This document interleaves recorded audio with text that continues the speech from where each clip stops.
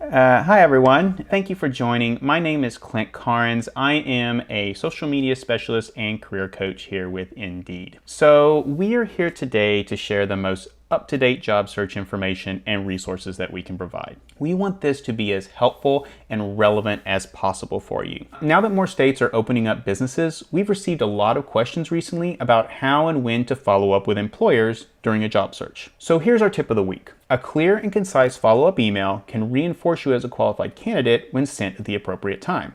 There are many points in the job application process where you can anticipate waiting for a response from an employer. After you submitted your application and after an interview are a couple of the most common waiting periods. While employers may take some time to respond if there are lots of applications to process, it's usually appropriate to send a follow-up email if you haven't heard back after a few days. Let's discuss how to write a follow-up email and how you know the time is right to send it. So first, what is a follow-up email? A follow-up email is a message you send to gain an employer's attention if you haven't heard back after an interview or job application. The email serves as a reminder to the employer of your interest in the role and why you are a great fit for the job. So why are they important? Well, they act as reminders to a pending application. They give you a second chance to make a good impression. They help you pick up conversations that may have slowed. And follow-up emails resurface you as an interested candidate. Now that we know what a follow-up email is and why they can be useful to you, let's talk about when to follow up. Today we're going to discuss when to follow up after an application, immediately after the interview, and after if you have not heard back from an employer after the interview. So after an application, if you submitted an application and haven't heard anything back from an employer, wait about a week before sending an email asking about the status of your application. Moving on from the application phase to the interview phase, I'd recommend sending a thank you email within 24 to 48 hours after your interview. Use this as an opportunity to thank your interviewer for their time, reiterate your excitement for the role, and recall something from your interview that makes you stand out as a candidate. For example, if you share something in common with the interviewer, or if you have specific relevant experience that has prepared you for this role, go ahead and mention that. Now, if you have not heard back after an interview, it's a good practice to send a follow-up email to reiterate your interest in the role no sooner than 1 week, but no later than 2 weeks after the interview occurred. Now, you might find yourself in a situation where you still have not heard back from an employer after sending your thank you email and that first follow-up email. At this point, you might be considering sending an additional email. Well, we recommend only one follow-up email, but if you're going to send a second follow-up email, make sure you do it after waiting at least 1 week after your first message.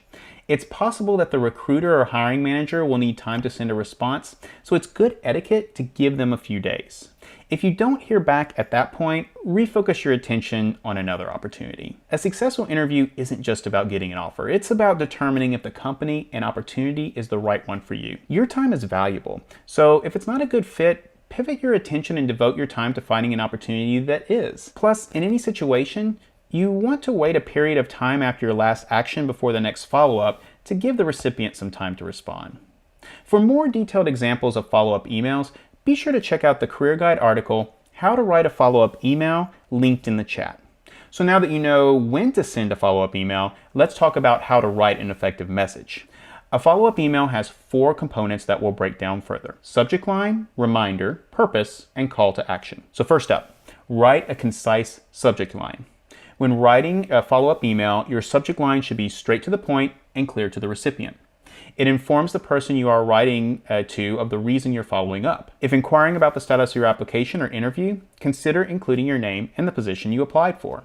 An example might be regarding Jane Smith's application for Human Resources Manager position.